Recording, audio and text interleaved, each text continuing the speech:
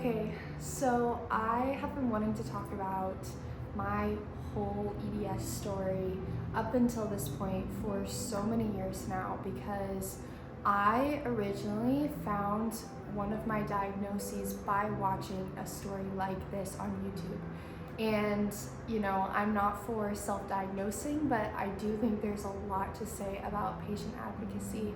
And unfortunately, EDS is one of those conditions that usually takes people a very long time to get a diagnosis. So my prayer and my hope with this video is that at least one person may be able to bring this information to their doctor as a possibility of someone who has EDS, and hopefully get a diagnosis just a little bit sooner. Hey everyone, my name is Grace. I am 22 years old and I have Ehlers-Danlos syndrome.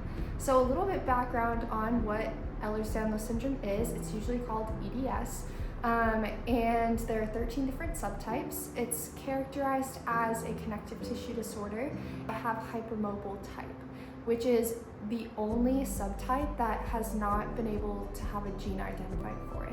So you can have genetic testing for all 13 subtypes except for hypermobile Ehlers-Danlos syndrome. My whole life, I was for the most part a healthy kid when I was young, and then just, I would slowly have these issues. Like I had a lot of issues with my knee when I was starting to go through puberty, and which is not that uncommon of a thing.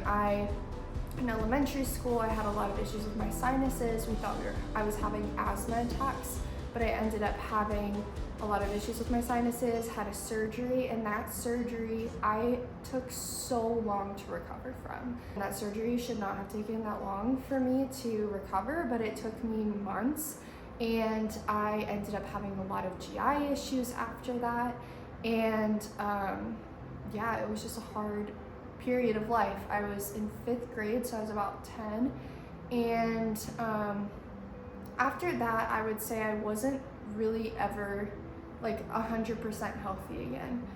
When I was 12, I was at a summer camp.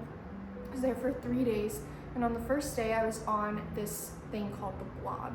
And I'm gonna put a picture on the screen, but essentially the blob is when you put this massive pillow on a lake, one person jumps off the platform and the person on the other side of the pillow is catapulted into it. You are not supposed to be blobbed, so the person on the end being catapulted should not be blobbed by someone who's over 100 pounds greater than them. So I was 12, and at the time I was 5'6" or 5'7", and I weighed about 75 pounds. Had no muscle mass, had no fat on my body to stabilize anything, and I was blobbed by someone who was well over 200 pounds. And that experience was incredibly traumatic. I had whiplash and a TBI because of it. I blacked out in the lake. I had to get rescued, and I think one of the big issues with that experience was, first off, it was a pretty intense injury. I had a lot of issues with my sternum after, and pain, having trouble breathing because of the pain, having trouble sitting, sleeping, literally every position hurt.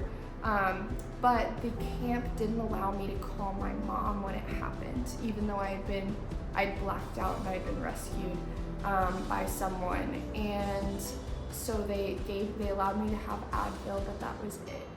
And so at that camp, they took away our cell phones, and so I had no way of contacting my mom. And so I went 3 days without medical care or attention after that injury. From that moment on was really when my health tanked drastically. I started having a headache that really never went away except for a short period, which I'll get into in a little bit. But it was horrendous. I had to be pulled out of school because I was unable to just function for that extended amount of time. I had trouble sitting up for long periods of time because of the pain I was experiencing. I was seen by, at that time, I was living in Northern Virginia, which is where I grew up, and I was seen by 5 different hospitals in the DMV, and all of them either told me that I was stressed, that this was a stress response, that headaches cannot be caused by traumatic brain injuries or concussions, or that that they didn't know what was going on, and they recommended, different people recommended I go to different hospitals. So it was about a 2-year period of me jumping from hospital to hospital. I was admitted for weeks at a time, literally thrown just everything at this headache that wouldn't go away, from migraine cocktails to a DHE, which is, I had a very, very poor reaction to. It's a very harsh medication on your veins, on your body, especially for such a young person. I had trigger point injections, nerve blocks. At one point, a doctor sedated me for 48 hours, hoping that would get rid of it, which nothing ever worked. I saw physical therapists, chiropractors, quite literally I felt like every form of specialist that you could possibly see I saw, and no one could figure out what was wrong with me. So one of my doctors recommended that we go to Duke Hospital in North Carolina. So my family uprooted our entire lives and moved to North Carolina for me to get treated at Duke. And for this time, pretty quickly, I found a doctor who's a neuroradiologist who started doing lumbar punctures or spinal taps on me and would remove the fluid from my brain, and it changed my whole life. I was able to go in every couple weeks, I would get a bunch of fluid removed, and I felt like a whole new person. And so that regimen went on for, I don't even know how long, a year or so, and then maybe a couple years. And then one day I guess the headache went away. I think it was more of a gradual process, but eventually I no longer dealt with the headache. I had a lot of other symptoms on top of my head causing a lot of problems, and also during this time period I was also diagnosed with postural orthostatic tachycardia syndrome, which is also known as POTS, and so it was a whole other element of my health that was added to the mix. But yeah, I went into a spontaneous remission. We had no idea really what was, we didn't have a diagnosis ever for this whole period of time. And it was about a 5-year period from when my headache started in 2014 when I was 12 to I believe it was 2018, 2019, somewhere in there, that my headache went away for a year, and I lived my best life. I got extremely involved in school. I had some of the best grades I had ever had. I ran a half marathon. I went to Hawaii. I just truly lived my life to the fullest, and we thought I was cured and that I would never have to deal with any of this ever again. And one day I was at my friend's house for her birthday in January of 2020, and I slipped on her front steps. I think it was maybe 5 steps maximum. Never hit my head, but definitely jolted my body. Hurt my tailbone, as anyone would if they're sliding down the steps. And that triggered, just up until now, a headache that is even more debilitating than before, which I really didn't think was possible. And so we went back to my neuroradiologist at Duke. She did the whole spinal tap thing. At first, we went back to the drawing board, and I did migraine cocktails thinking maybe this is a migraine. didn't work. We did DHE, that didn't work. We went to a chiropractor again. I went to physical therapy again, didn't work. And I saw my neuroradiologist, who withdrew fluid in that same admission. And once again, it was like worlds better. And how often I needed the spinal taps just became more and more frequent. I got to a point where I couldn't go longer than 8 hours without needing another one. Now, you can't just draw fluid that frequently. An image of what a spinal tap looks like on the screen. Essentially, it's a long needle that they insert in the lumbar spine, which is the lower, I guess, section of your spine. The spinal fluid that connects from your spinal cord into your brain. That fluid just flows in there, and they drain it out, so that fluid that's drained from your back is also connected to the fluid that's in your brain. Would get these procedures up to, at one point I had them 3 times a week, and then we decided to go back to just 2 times. And this went on for several months, and COVID hit. And this was one of the best things that could have happened, like for my personal situation, but also the worst, because at this point I was unable to sit up for longer than 5 minutes, and even that was brutal. I was losing my vision. It was like I was seeing through straws, which was confirmed by a neuro-ophthalmologist through different testings. So I lost all of my peripheral vision. I would get extremely nauseous, dizzy. I would have this swishing in my ears. My vision was not only like tunnel vision, but I also would get spots. It would get very hazy, almost like there was Vaseline over my eyes. And then at certain points, I would lose all of it for a very short period of time, then it would come back. But the swishing in the ears, tinnitus, which is like ringing in the ears as well, I would get very frequently, multiple times a day. And I was on a decently high medication for a diuretic, and to help treat the spinal fluid, it just helps you basically pee out excess fluid in your body, on top of getting the spinal taps a few times a week. And what was great was I was a junior in high school, and I was about to get kicked out of some of my classes because I was unable to be there. And I had already repeated 8th grade because of my illness. I missed most of my 8th grade year, even though I was doing home hospital teachings at home. But the fear that I had of having to repeat again was insane. And because COVID happened at just the right time for me, and I say that hesitantly because I know what it took from so many people, and in a sense my family included, because my mom was a small business owner.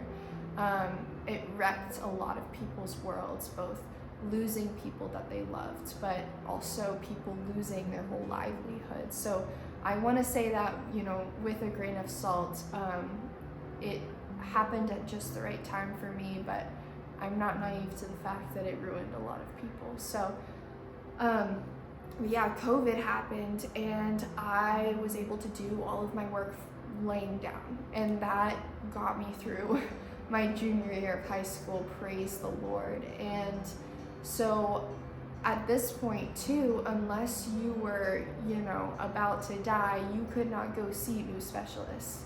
And my neuroradiologist recommended that I go see a neurosurgeon because she thought that I might need a shunt or a stent or something that was more of a permanent fix to my high pressure in my brain.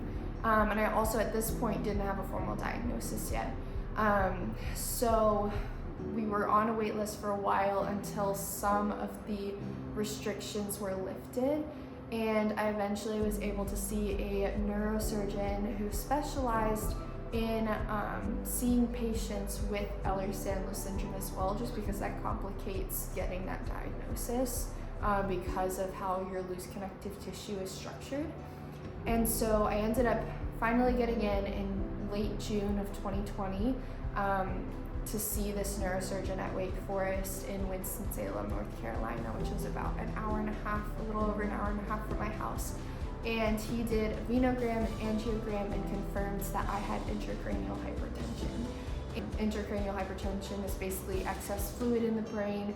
The biggest thing that it can cause is blindness. Is obviously a very terrifying symptom to get, on top of just the ways that it impacts your day-to-day, and just being unable to sit up or being unable to do basic things and living in so much pain and agony all of the time. So getting that diagnosis was such a huge win for me, causing my intracranial hypertension. So my angiograms and venograms showed that I had 2 parts in my jugular veins that were pinched on each side. This was restricting the flow of fluid in my brain, causing intracranial hypertension. So with the shunt, it was pretty much a guarantee that I would be feeling a lot better right away, because my issue was excess fluid, and it was like for sure going to drain the fluid. So I got my shunt in July 10th of 2020, and it was the best day ever. Hard day because I was getting brain surgery, but my life changed. I had my shunt placed. I did incredible for several months, and then I noticed a lot of my symptoms kind of creeping back in, started to have some trouble sitting up again without severe pain, and I kind of went downhill very, very fast. We confirmed that my shunt was still functioning and doing its thing, but my brain, I guess, was just creating more spinal fluid than I could tolerate. So my doctor decided to place another VP shunt in my brain, so I have 2 on either side, and that helped a lot. That was done in February of 21. So then a few months go by, I start having a little bit of symptoms creep up again, so at that point he decided to place the stent more proactively, because we knew that was the source of the issue. So anyway, I had my stent placed, and I did amazing for several months, and then I started having very weird symptoms that I had never experienced before. I had a lump in my neck. I'll put these all on the screen. I had a lump on my neck. My chest turned purple and had lumps on it. It hurt to move when I was sleeping.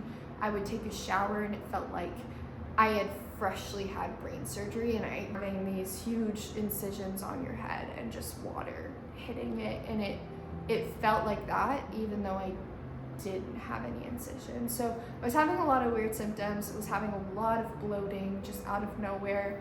I kind of deducted that it wasn't a food issue because I tried elimination diets and nothing was really working.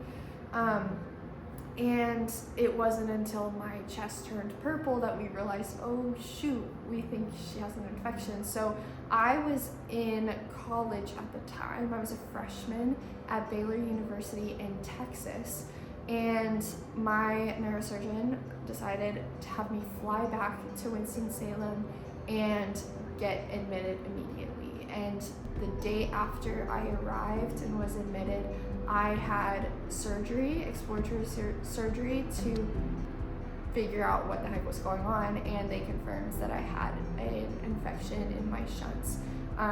Mine were at the time was a VP shunt, so it was going from my ventricles in my brain into my peritoneal cavity in my abdomen, and the infection started in the abdomen, and at that point had worked up around to my neck. They ended up testing the shunts, and they came back positive at first, which to have the ventricular side of your shunt infected is a huge deal, because that means you have an infection in your brain, which is a very, very, very bad thing. And so they did the they tested it, came back positive, and before I was about to go into surgery, they decided to test again, and they tested again, and somehow, by the grace of God, it came back negative. So they tested, I don't even know what the frequency was, but they tested several times after to confirm that it was not in my brain, and it didn't come back. So I like to believe that it's a miracle that it was there and then it wasn't, but yeah, crazy times. But so I had that original surgery. They had externalized the catheters out of my clavicle, so the part that was in my brain was still there.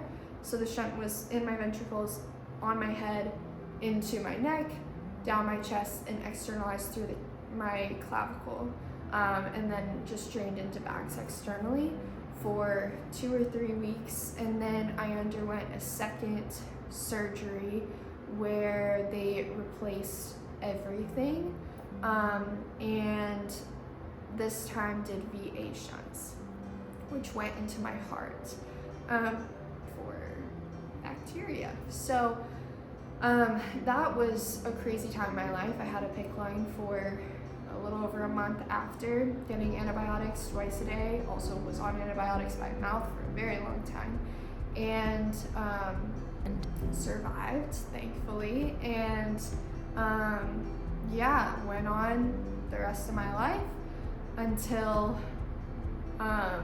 let's see, spring of my junior year of college. So about 2 years later, I had a lot of issues with my stomach, being unable to tolerate food. I had severe bloating after I ate. I would vomit everything I ate for hours. I mean, this wasn't just like a once, oh, I'm done. Like literally sitting over the toilet for 2 to 3 hours after I ate, and then would still have nausea for several hours later. I had lost 18 pounds, which I was not in a place to lose any weight at all. So for me, losing 18 pounds, I was clinically malnourished, and I had upper GIs done. They couldn't figure out. There was some evidence of gastroparesis, but you can't confirm that until you have further testing. I was miserable. I was put on some medications, some, lifestyle changes with, eating mostly meal replacement shakes, and nothing was working. So I ended up being admitted to a hospital in Texas, and they decided to place a G-tube, which is a surgically inserted tube into your stomach. Originally they did an NG tube, just put into your nose, and it helped a little bit. It was still getting nauseous, but at least I could tolerate some food. So they did that. I gained maybe 3 pounds. I had several complications with this G-tube. I had buried bumper twice, which is when the tube is basically gets buried in your abdominal wall. And that happened twice. I had an infection in it twice. And it was a very hard thing to live with, because I ended up being diagnosed with small intestine dysmotility, which is much less common in EDS patients than gastroparesis, but my issue was in my small intestine. And my doctor says I have gastroparesis-like syndrome, which basically means that I have all the symptoms of gastroparesis, because the first part of my small intestine would just get filled up back up into my stomach and then have all the same issues. But the real culprit was my duodenum, which I hope I'm saying that right, but it's the first part of your small intestine. And so I ended up getting a GJ tube, which helped a ton with getting in my caloric needs.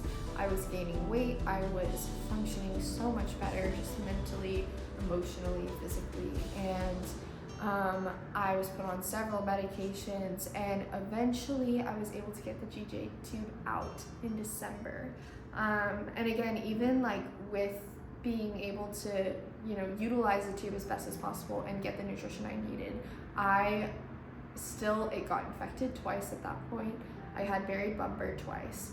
And it was the biggest pain in the butt. Not to mention, I was a student in college and was walking around with a feeding tube bag all the time, and that's just not a fun experience. So, very grateful to at least have part of that behind me. I still deal a lot with my stomach and my small intestine. I get bloated a lot after every meal. I have a lot of discomfort in my abdomen still, and I still get nauseous decently frequently, but I am able to keep food down. I'm able to eat by mouth, and I've been able to maintain my weight without the tube, which is the goal. So that kind of brings me to this point, and I know I've shared a lot about my EDS journey in terms of my comorbidities. And the crazy part, I believe, about EDS is that it's unlike any other condition because the comorbidities have a tendency to overshadow the EDS itself. And when I say that, I don't mean that I don't have joint pain, that I don't sublux and dislocate my joints frequently, that I don't have all these other symptoms that are directly tied to EDS. I do, and I struggle with them every single day. I've seen a physical therapist for the past 3 years every week, which I just moved to a new state and I'm still trying to find a good PT, but she was truly the best ever. Her name was Sarah Oren, and she is at Compleo Physical Therapy in Waco, Texas. So if any of you guys are watching from Waco, go see Sarah. She's incredible. But EDS has been basically dictating my life, specifically for the past 11 years. And it has been such a challenge, but it truly is unlike any other disorder that I know of, in the sense that the comorbidities tend to overshadow. And I wanted to make this video because I believe that there are so many people out there who are struggling with a lot of the things that I have dealt with and still don't have a diagnosis. And while even getting a diagnosis with EDS, there's still so much misinformation and misunderstanding about the condition, even in specialists, just because there's not enough research being done. And there are so many incredible people, especially at a place called the Norse Lab at MUSC in Charleston, South Carolina, who are doing incredible work in doing research for Ehlers-Danlos syndrome. And I have had the gift and pleasure of visiting them and working with them and learning from them more than anything. There are people doing things and research that is being done, but there is so much more to go. I believe that there are a lot of problems in the medical system and how we approach patients with EDS. The diagnostic criteria could use some help. We don't even have a gene yet it's believed to be a genetic condition. And I believe that there's still so much work to be done, but there is still so much power in having a diagnosis. And I hope that by sharing my story and my experience, although it may not be the same as you or your friend or your family member, hopefully it can at least give you some insight into what it could look like, and at least using that information to empower you, or even take this information if you're experiencing a lot of the same things and bringing it to your physician or your healthcare provider, and just looking down different avenues of potential areas that you could look down for your own health and diagnoses. So I wanted to put a lot of just credible data and information in the description box. So I have very thoughtfully gone through a lot of different papers. If you want to read those of places that I believe are very credible, I am studying epidemiology, specifically genetic epidemiology. I'm in the process of getting my master's degree in that. I got my undergraduate in public health, and I did research at Johns Hopkins University and the Kennedy Krieger Institute studying under research conditions. So I have some sort of a background in the health sciences, and I want to just relay as much information, credible information more specifically, to you guys. So I really hope that you guys found something useful and helpful in this video, and who knows, maybe you'll be seeing more of me. So thank you guys so much for watching, and please share this with a friend or family member who you think may be struggling with this. All right, bye guys.